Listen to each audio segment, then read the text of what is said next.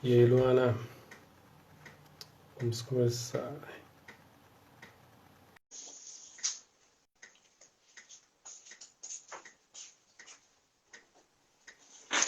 E aí, Oi, tudo bom? tudo bem? E você? Como é que você tá?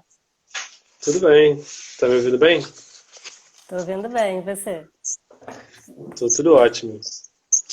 Então, aí eu vou devolver a pergunta então. Como é que tá aí você na quarentena e nos trabalhos? Pois é, é uma pergunta simples e complexa ao mesmo tempo, né? É. Bom, eu tô aqui fazendo o isolamento, né, social. Eu não tô trabalhando no ateliê, né? O ateliê físico, ele por enquanto tá paradinho, como todos que podem, né, ficar em casa. E estou procurando aproveitar o máximo que eu posso desse período, né, de isolamento, para Uhum. tentar produzir, para tentar estudar. Mas é um pouco complicado isso. Agora que eu estou começando a pegar mais para conseguir fazer isso de fato, porque eu acho que o início dessa coisa do isolamento, da pandemia, como uma coisa mais real para a gente aqui no Brasil, é, eu imagino que muitas pessoas devem ter passado por isso, mas para mim também foi um pouco complicado, essa coisa de ansiedade, sem saber o que que vai acontecer, preocupação com os amigos, familiares, enfim. Então, o início foi um pouco complicado, sofrido. O que ajudou bastante a passar por essa primeira etapa foi, na verdade, o contato com os amigos através de Zoom, telefone, né? E para a gente, de uma certa forma, compartilhar os sentimentos. Uhum. E aí, mas assim, desde o início dessa coisa do isolamento, eu tenho produzido. Pouco, mas tenho produzido. E agora que eu estou conseguindo trabalhar mais sistematicamente, né? Uhum. Porque estou me sentindo um pouco mais tranquila para isso também. E a sua produção de artes, ela é focada na pintura, né? Isso, focada na pintura. Eu trabalho com desenho também, Uhum. mas eu foco mais na pintura. Na verdade, não é uma coisa não é uma coisa separada uma coisa da outra, né? Na verdade, o desenho ele está incluído na pintura, ele está contido na pintura, né? A partir do momento Uhum. que você começa a trabalhar uma pincelada, enfim, uma mancha, uma linha, você já está falando de desenho, né? Só que é um desenho pintado, né? Um desenho com mais matéria, com mais corpo, né? Vamos dizer assim. Então, de uma certa forma, eu também procuro pensar questões próprias do desenho na pintura, né? Uhum. E você prefere o óleo? Eu prefiro óleo. Uhum. Então, na época da faculdade, eu cheguei a trabalhar com acrílica também, mas não gosto, não consigo gostar, sabe? A materialidade para mim é muito diferente. Uhum. Então, eu sou mais apaixonada pelo fazer mesmo da técnica a óleo. Uhum. Então, eu acho que a matéria é mais bonita, eu acho que o tempo que eu tenho para trabalhar com a técnica também, para mim, é mais interessante. E mesmo que eu goste de trabalhar, às vezes, com uma técnica um pouco mais rápida, quando eu gosto de fazer uns esquetes na pintura, mesmo assim eu gosto da materialidade do óleo, da marca dele, né? É claro Uhum. que assim, eu sei que hoje em dia as tintas acrílicas elas evoluíram. Você tem uma série de marcas que têm tintas que são de uma qualidade interessante, mas como eu optei pelo óleo, eu acabei não participando desse avanço da técnica acrílica, né? Mas eu gosto de outras técnicas também. Eu gosto muito de têmpera, eu gosto de trabalhar, porque a têmpera você tem uma coisa um pouco diferente da óleo, que você trabalha mais com opaco, né? Com óleo você acaba tendo mais profundidade, você consegue outras características, mas eu gosto também muito da característica da têmpera. Então, vira e mexe, eu também estou trabalhando um pouquinho com têmpera. Mas geralmente para trabalhos, vamos dizer assim, oficiais, geralmente eu prefiro a tinta a óleo mesmo. E tem a ver com a sua, com o seu... Ah, e também a questão da figura humana, né? Ah, sim, eu gosto bastante. Pois é. Eu tenho essa preferência, eu acabo trabalhando muito com retrato. É, eu tô com muita vontade de fazer umas outras coisas também, mas para fins de estudo. Trabalhar com outras, com objeto, enfim, com outras propostas, mas eu tenho uma preferência muito com figura humana. Eu gosto disso. Acho que isso tem um pouco a ver também com a minha prática do modelo vivo, com essa questão que eu tenho com a figura humana, com o corpo. Então eu acho que acabou sendo um pouco natural.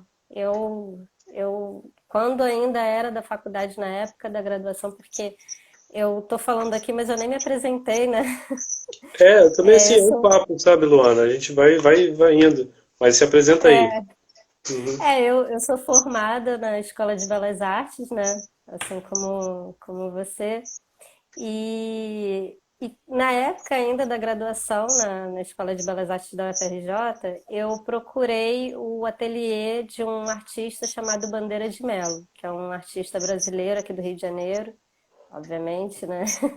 E aí eu fui até o ateliê dele, eu conheci, na verdade, através de um professor da EBA, que foi o professor Nelson, professor de modelo vivo lá da EBA, ele levou a gente para o ateliê do Bandeira. E aí eu fiquei apaixonada pelo universo que eu encontrei quando eu cheguei lá no ateliê. Tanto com a questão do espaço físico mesmo, né, do ateliê. Foi a primeira vez que eu entrei num local que eu sentia mesmo essa coisa do fazer, do ateliê, aquela coisa quase medieval até, sabe? Muito, assim, os armários dele com os pigmentos, Uhum. o tanto de quadro que ele tinha na parede. Enfim, foi uma redescoberta para mim, sabe? Da arte, assim. E aí depois eu voltei, depois dessa visita, eu voltei no ateliê dele. Eu acho que a gente está falando aí de 2007, talvez 2008 que a gente foi nessa primeira visita. E aí eu comecei a estudar com ele lá no ateliê dele, eu acho que entre 2008 e 2009, uma coisa assim. Eu não sou muito boa assim de datas, mas foi mais ou menos por aí. E aí comecei a estudar com ele, né? Desenho de modelo vivo, que foi assim incrível para mim, porque eu aprendi muito com ele. Eu acho que muita coisa que eu sei eu realmente devo bastante a ele. E só que eu não ficava só na questão do desenho do modelo vivo. Vira e mexe, ele não dá aula de pintura. O Bandeira só dá aula de desenho de modelo vivo. Uhum. Mas vira e mexe, eu levava uns estudos meus, uns quadros meus para ele ver, para ele dar opinião. E teve algumas vezes que eu cheguei a pintar lá no ateliê dele, ele acabou permitindo. Às vezes ele abre umas exceções e ele acaba permitindo.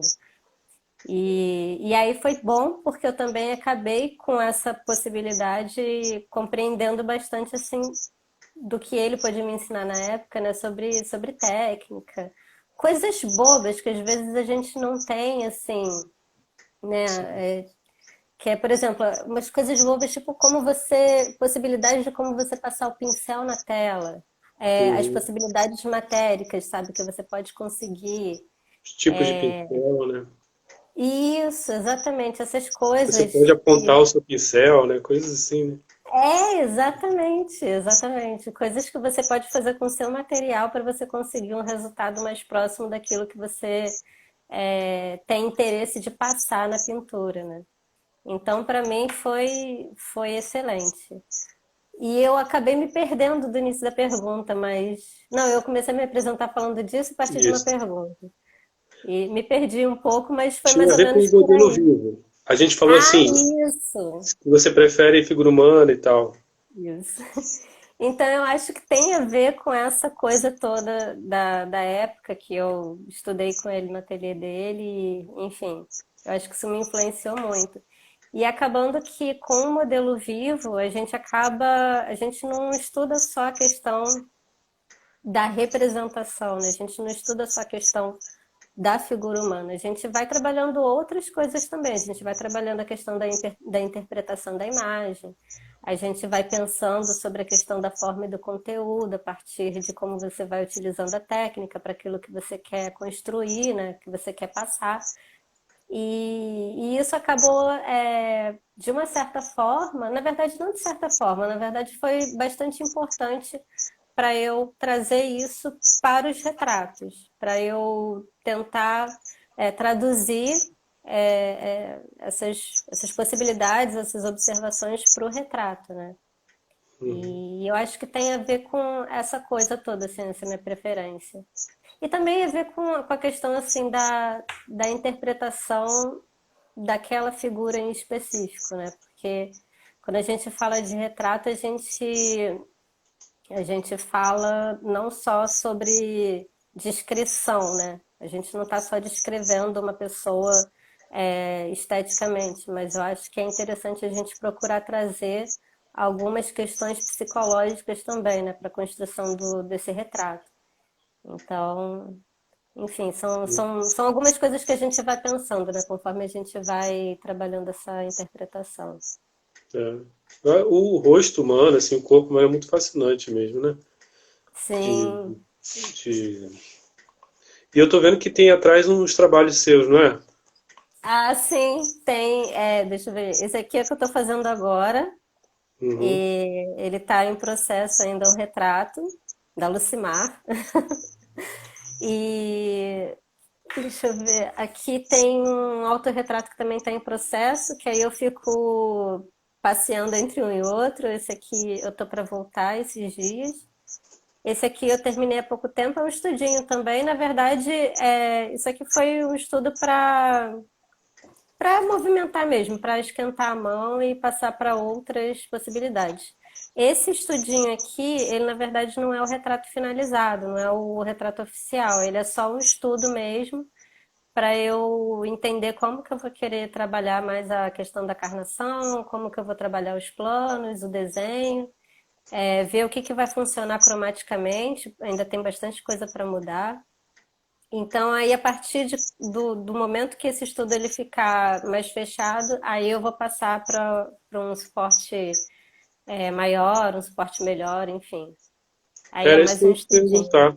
Exatamente como é que você, como é que é o seu processo aí, como é que você respondeu em parte, né? Tem mais alguma coisa? Como é que é o começo da escolha e tudo Pois mais?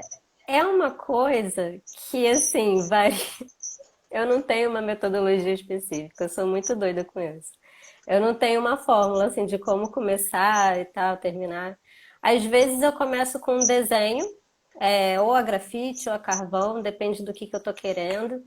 E aí faço uns estudos rápidos, assim, mais de composição, para ir um pouco do claro escuro, para eu ver mais ou menos. Geralmente, quando eu faço esses estudos no papel, quando eu passo pro. Eu já vou direto para a pintura, que vai ser a pintura final. Agora que eu tenho feito mais estudos cromáticos para poder passar para a pintura oficial. E nesses estudos, não esse aqui, mas nos últimos, ai, pior que tá na parede, aí não dá pra ver, tá mais lá pra cima. Mas nos outros estudos nos últimos estudos que eu tenho feito, eu tenho procurado fazer uma coisa um pouco mais solta. Então, em vez de eu começar com um desenho, aí resolver as questões básicas no desenho, depois eu passar esse estudo para uma tela ou um suporte que seja, eu estou fazendo direto. Eu tenho feito a marcação direto na tinta para eu perceber algumas questões também de mão mais solta, e possibilidades diferentes a partir desse começo também, mais diverso, assim. Então eu vou passeando e na verdade eu acho que tudo faz parte de um estudo mesmo de vida, porque tem muitas possibilidades de construção que eu ainda não experimentei e eu tenho vontade de experimentar.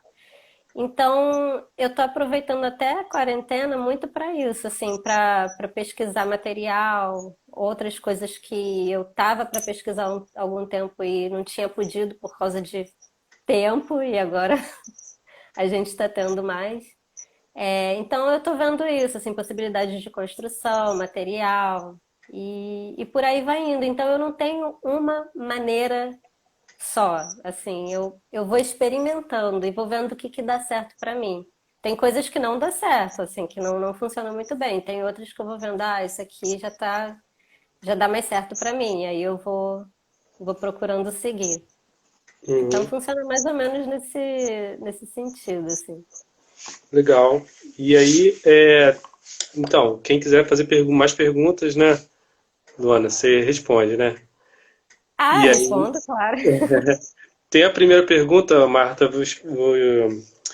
que uma Oi, Marta. pessoa, ela fez a pergunta dela, uma pessoa antes perguntou se a tinta Ah, acrílica é, e de tecido fixa bem na tela, se craquela, não sei. então, a tinta acrílica é uma técnica que eu não tenho muita propriedade para poder falar, justamente porque eu não trabalho com ela.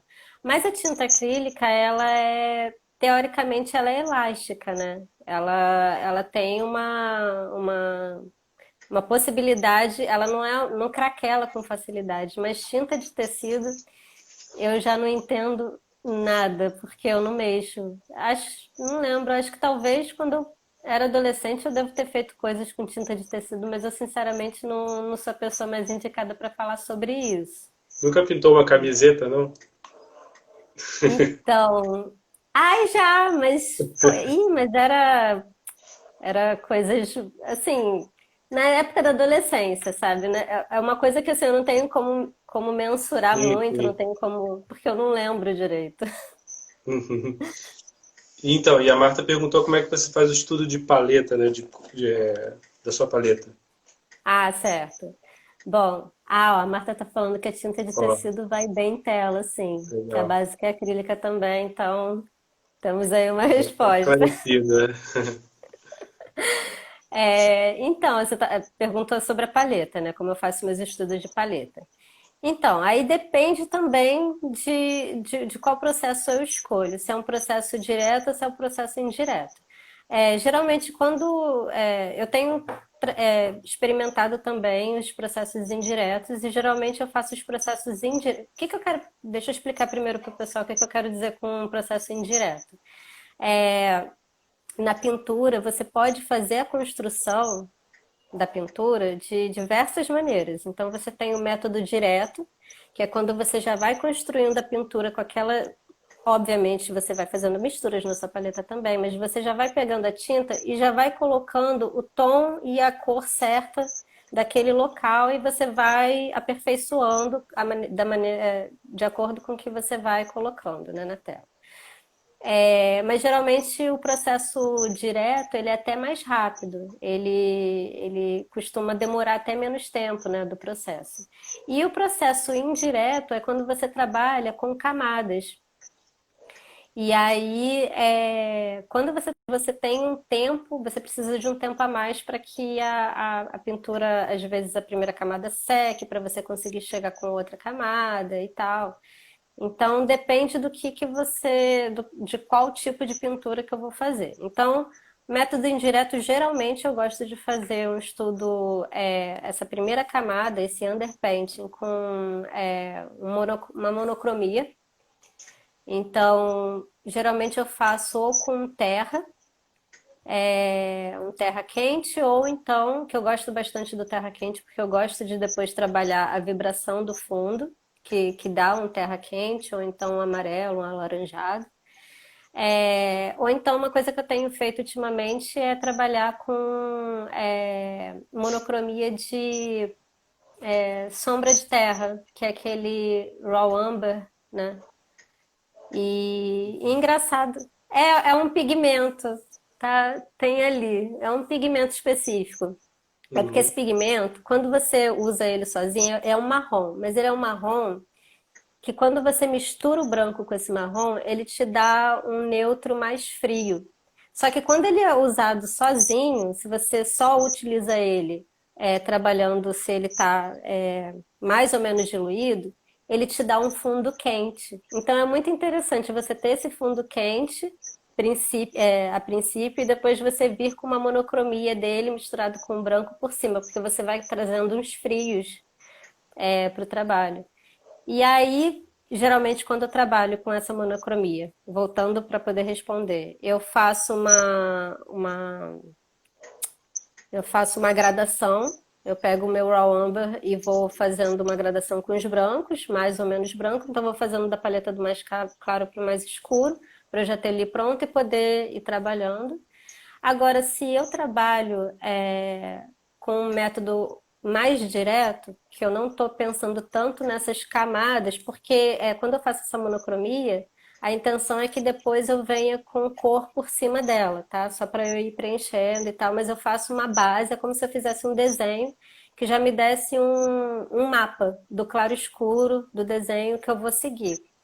E aí, voltando para o método direto, aí eu já faço com uma paleta mais completa, porque aí eu vou misturando logo tudo ao mesmo tempo, e geralmente eu trabalho com o branco, o amarelo, amarelo limão, amarelo de cádmio, vou trabalhando com os frios, eu gosto muito do azul ultramar, vou trabalhando também com ocre, terra de siena, ah, o raw amber também, terra de siena queimado, o preto e o verde, geralmente um viridian. E então eu vou escolhendo, assim, dependendo do processo, eu vou escolhendo qual vai ser a minha paleta, né? Mas é Hum. legal isso, assim, essa pergunta, porque a gente não tem uma só paleta, a gente tem vários tipos de paleta, a gente tem paleta reduzida, paleta mais completa. Então, tudo depende realmente do teu objetivo. Dependendo do seu objetivo, você monta a sua paleta, né? Uhum. E você usa assim, bastante pigmento ou a tinta já prontinha? Eu uso a tinta pronta. Eu tenho até materialzinho para poder fazer tinta se eu quiser. Eu tenho a. Esqueci o nome. Oi, gente. Um negocinho que a gente usa para É, macerar. é, Esqueci o nome. Se alguém lembrar, pode falar aí nos comentários. é. Eu tenho equipamento para poder fazer e tal, mas tô vendo que tá vindo umas perguntas aí. Vou olhar aqui e depois eu olho para baixo, senão eu não consigo falar. Mas beleza.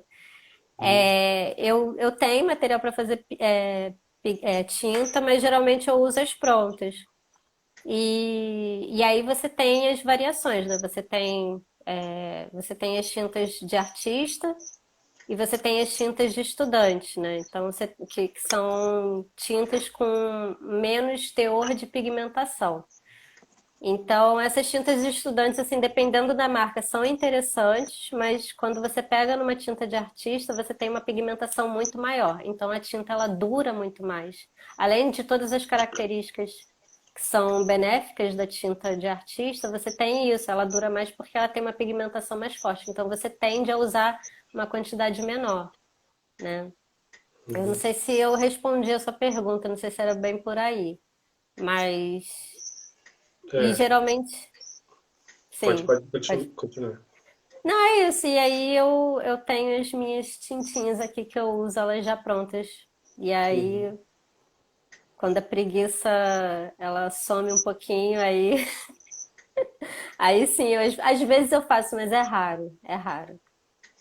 Então, a Marta perguntou novamente para falar para a gente dos médiums que você gosta mais, médiums, Ah, certo. das marcas de tinta. Ah, beleza, tá certo.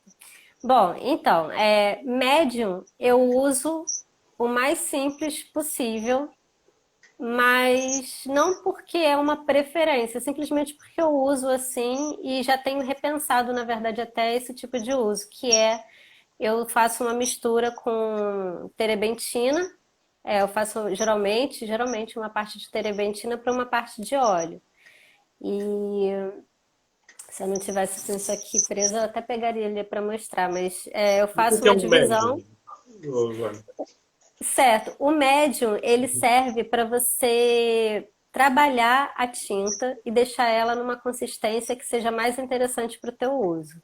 Então você pode usar desde a tinta pura e ela vai estar mais consistente e mais propensa a você conseguir pastas, ou você pode fazer essa diluição dela com os médios. Então, os médios eles servem para diluir e eles podem ter propriedades específicas. Então, tem médios que eles servem para deixar a tinta menos espessa, médios que servem para fazer isso e também deixar a secagem mais rápida. E existem vários médios prontos no mercado, mas eu, particularmente, eu nunca utilizei esses médios. Gostaria até de experimentar, mas eu nunca utilizei. Eu sempre faço essa misturinha mesmo de um para um, mais ou menos, de trebentina para óleo, né? O óleo de linhaça. Que é o óleo de linhaça, geralmente as tintas são feitas com óleo de linhaça, não só com óleo de linhaça, existem outros óleos secantes também. Mas o óleo de linhaça é um óleo que é muito bom, assim. Então, geralmente você tem as tintas feitas com esse tipo de óleo. Deixa eu lembrar aqui que mais que ela pergunta. Ah, as marcas de Marca. tinta, né? Uhum. Isso. Então, deixa eu pegar aqui minha. É aqui pertinho, peraí. Tá bom. Aqui eu tenho algumas tintas. Bom, a maioria das minhas tintas. Parece que eu vou fazer propaganda. Aham. A maioria das minhas tintas, elas são da Winsor e Newton. Eu tenho tanto o Winsor e Newton desse tipo aqui, de artista, ele não tá focando muito. Meninas, não tá focando. Eu tenho tanto essas de artista quanto as de estudante. Eu não utilizo elas juntas, tá? Geralmente eu uso as de estudante para fazer os estudinhos mesmo, os sketches que vão ficar aqui comigo. E as tintas profissionais, eu gosto de utilizar elas nos trabalhos que vão ser feitos para perdurar. Não que seja ruim, tá? Essa tinta ela não é ruim, mas só que os pigmentos, por exemplo, esse aqui é um vermelho de cádmio e esse aqui não é um vermelho de cádmio, mas é um vermelho que é próximo ao vermelho de cádmio, que é o vermelho brilhante. E aí o que que acontece? Vamos supor que esse aqui seja de cádmio e esse aqui é o de cádmio de estudante, esse aqui de artista. O pigmento que a gente tem aqui é o pigmento original. Esse pigmento ele é muito mais resistente à luz, então ele vai ter uma possibilidade de permanência muito maior. E esse aqui, ele é utilizado para fazer esse pigmento, você utiliza pigmentos secundários, que não são tão bons quanto o pigmento de fato original, e até você chegar num tom próximo que imite esse tom aqui.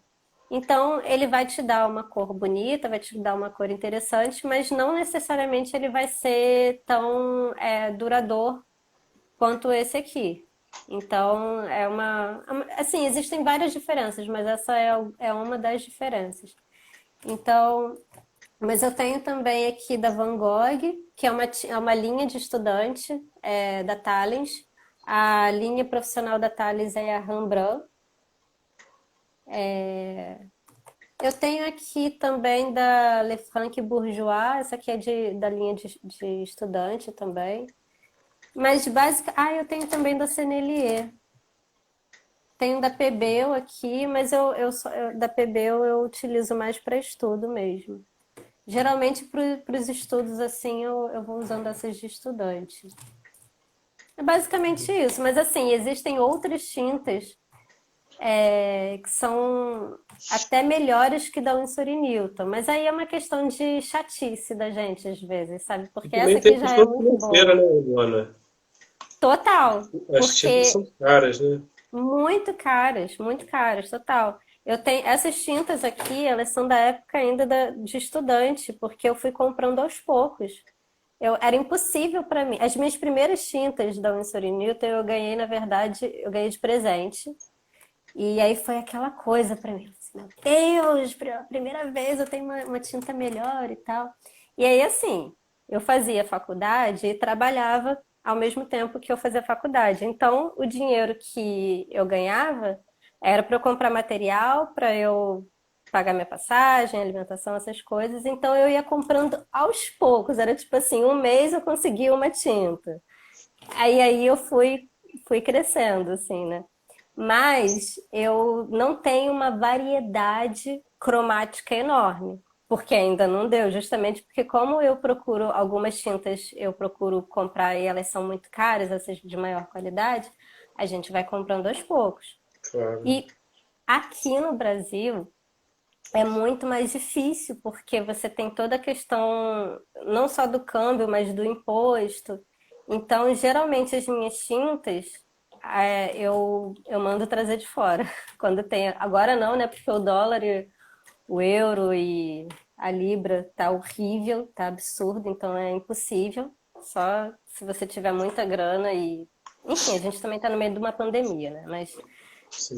Mas quando tá legal, assim, quando tava legal, eu comprei bastante coisa. Então foi assim que eu fui montando o meu acervinho de materiais, né?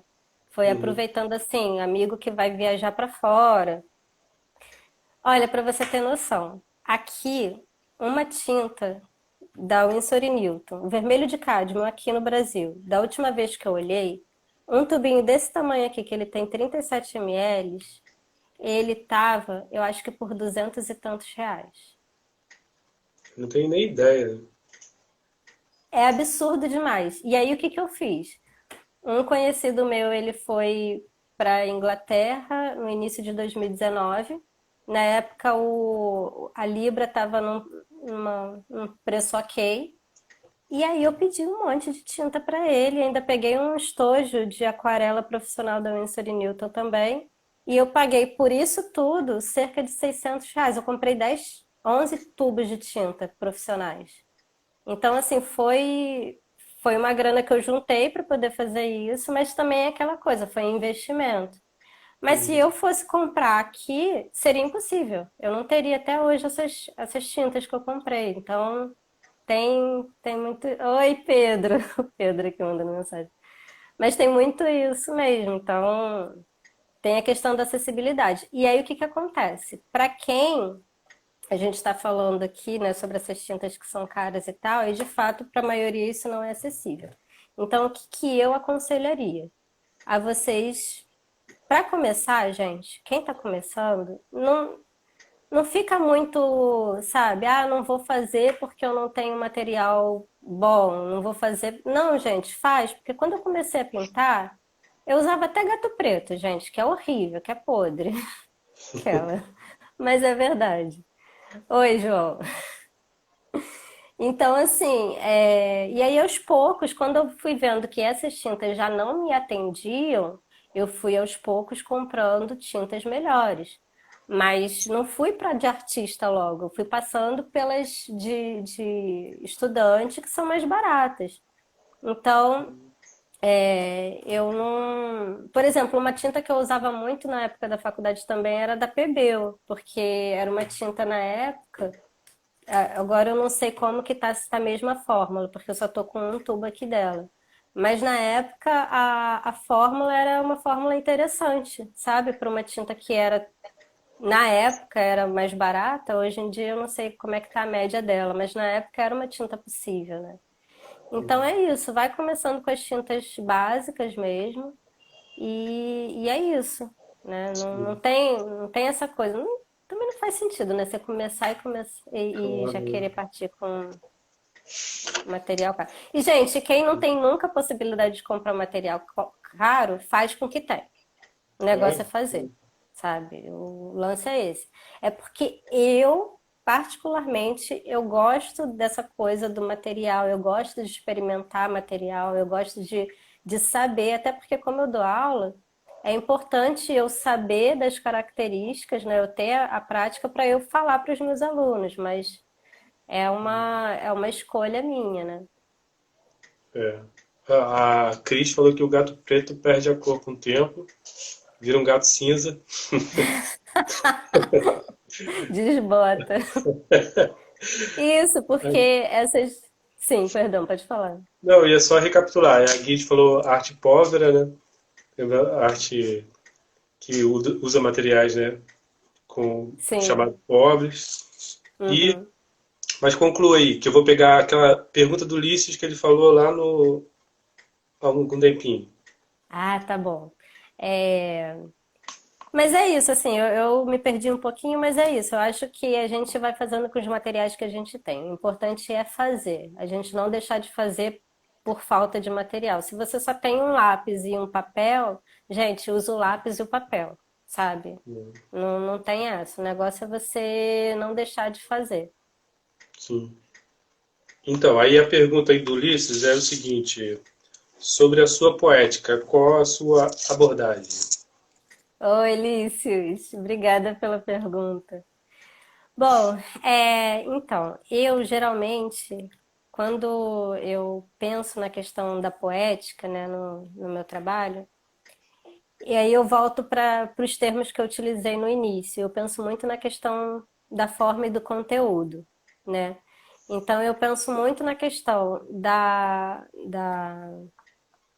do que eu vou fazer, qual é a temática, qual é o objeto que eu estou fazendo, que eu estou, né, procurando interpretar.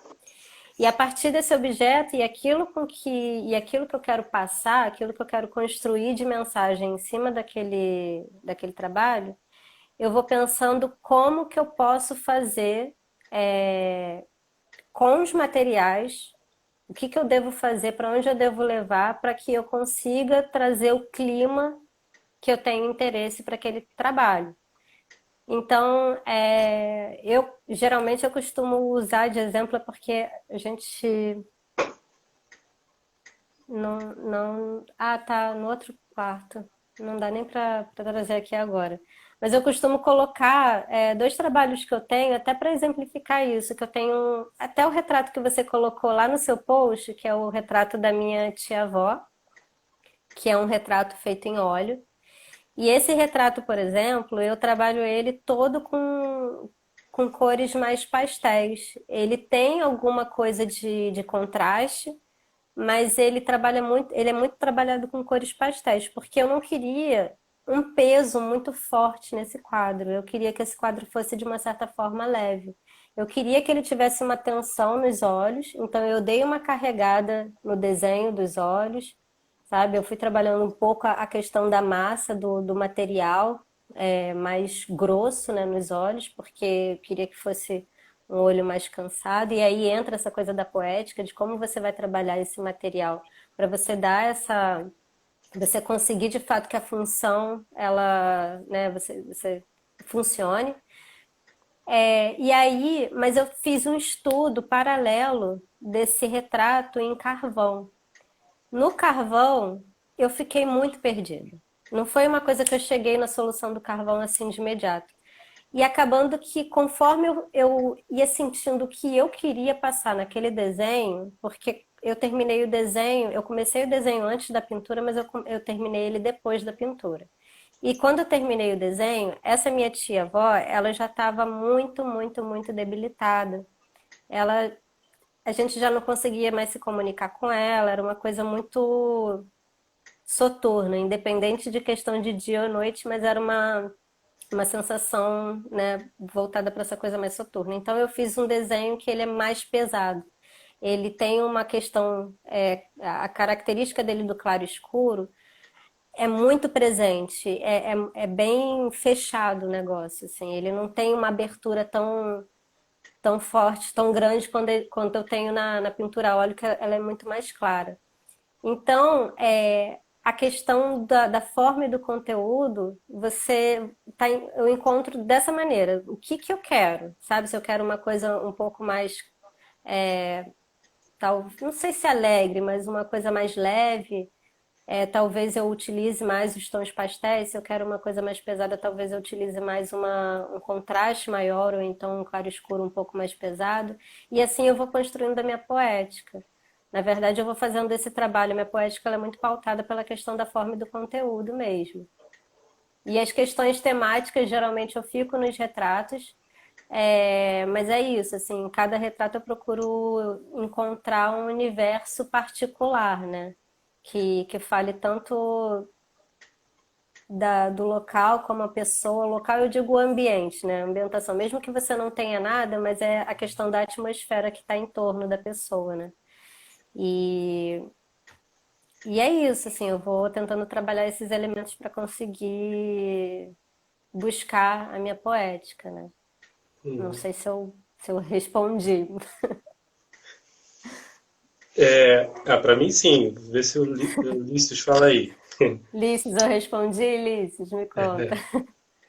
Eu queria saber, Luana, então, como é que tudo começou? Como é que você começou a pensar-se artista? Como é que essas questões começaram a aparecer para você? Olha, talvez tenha sido um acidente ou não, eu ainda não entendo muito bem. Assim, se eu pensasse na minha trajetória e assim, a minha avó paterna, minha avó Gilda, ela pintava, mas era uma coisa assim,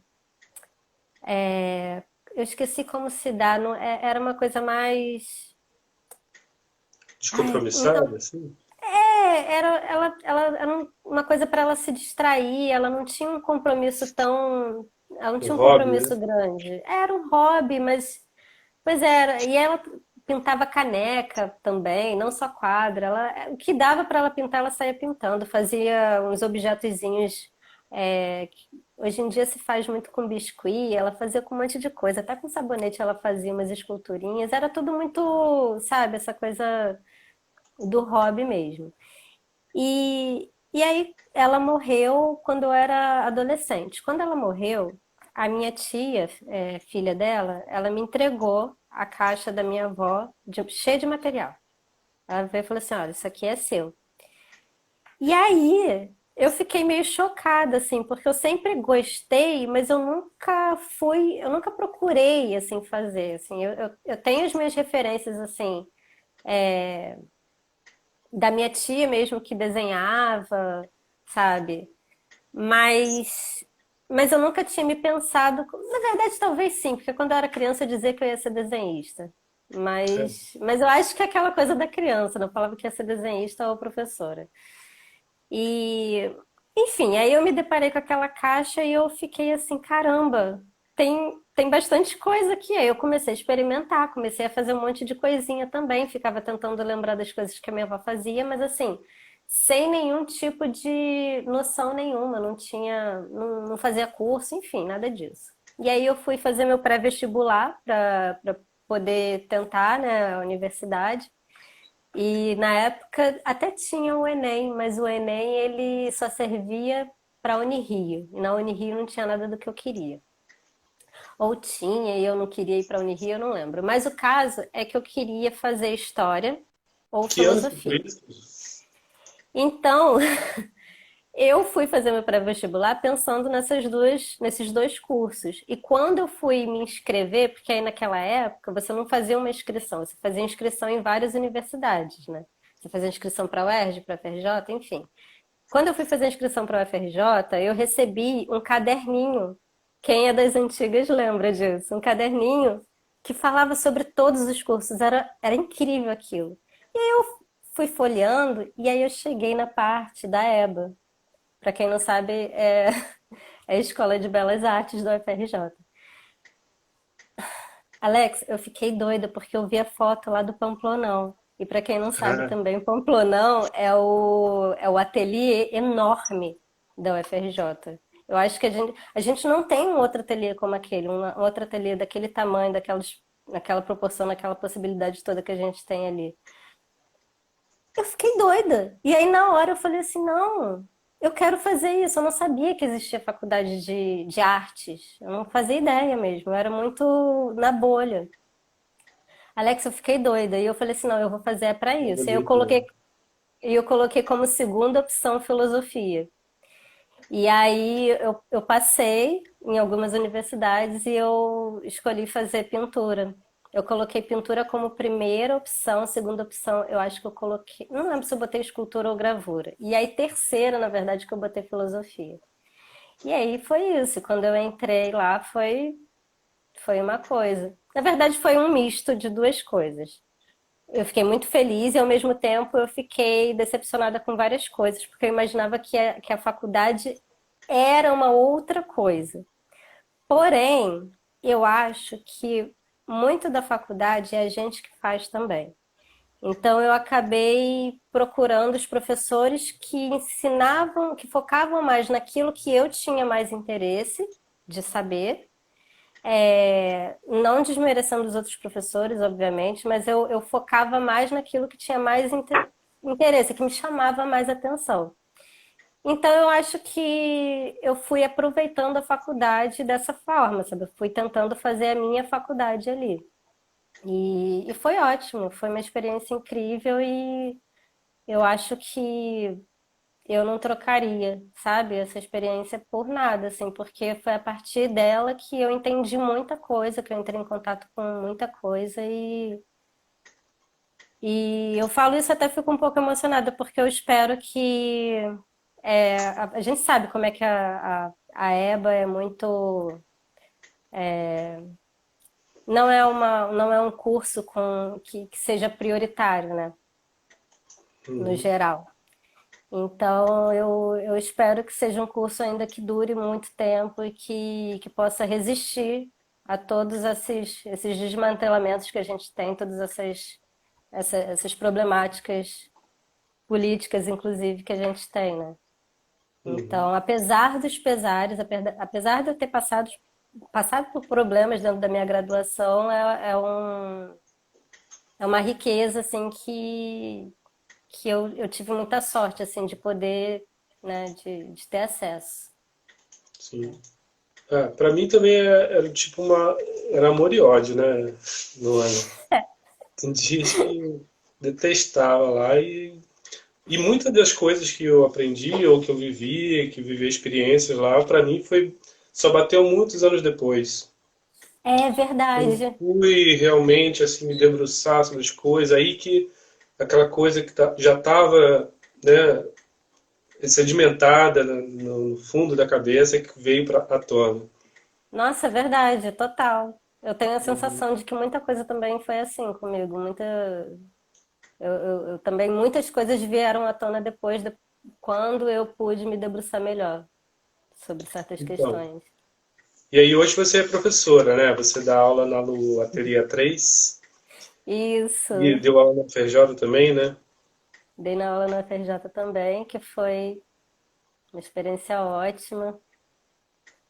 E, bom, lá na UFRJ eu comecei a dar aula lá, eu estava no final, quase no final do meu mestrado.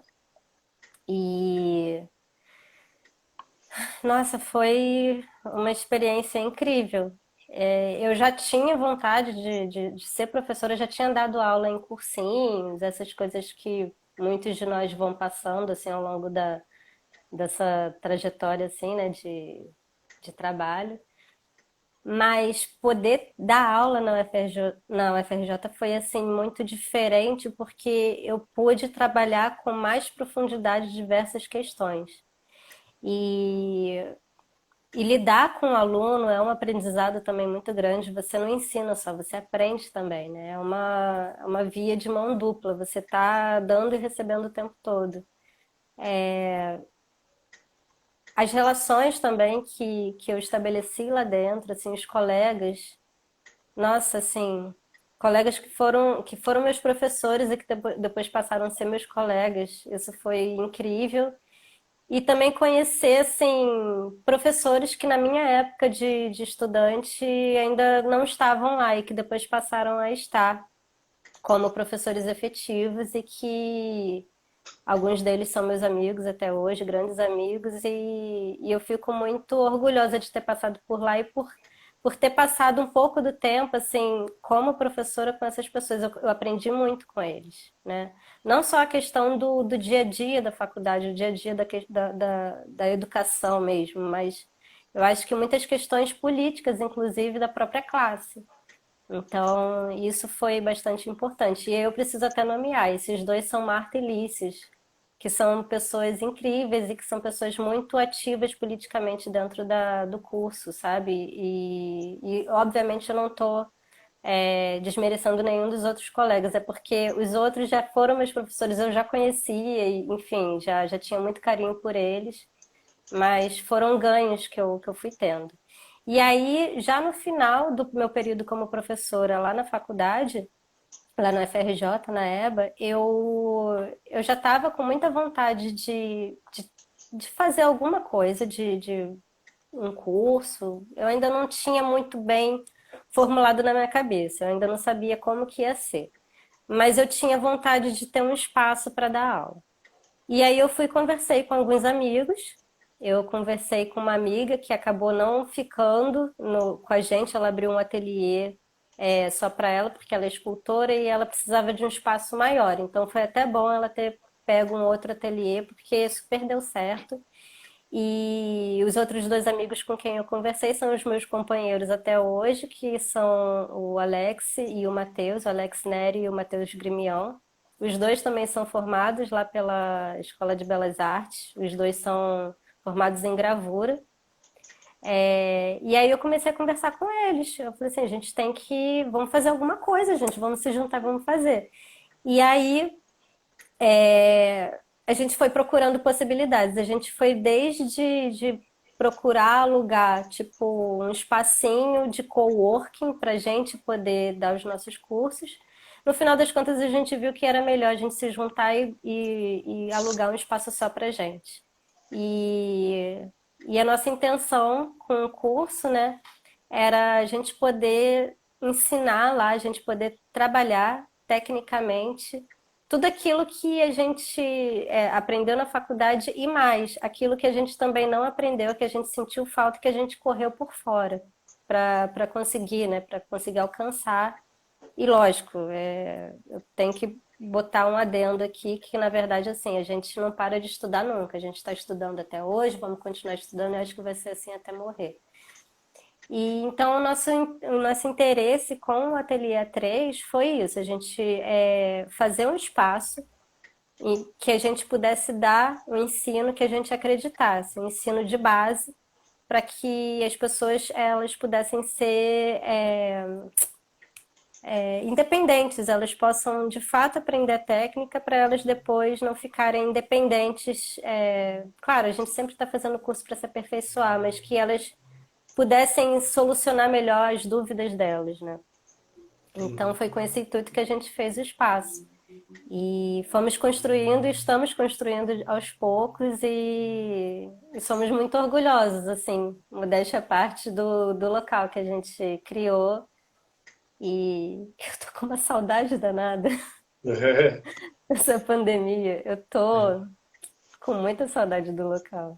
Que é lá E no centro, né? No centro do que é Rio. lá no centro, isso, lá na Cinelândia.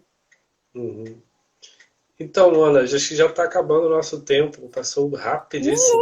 É verdade, 7:55, é verdade, passou super rápido. Então, muito obrigado, Luana, por dividir aqui as suas experiências, Nossa, suas visões.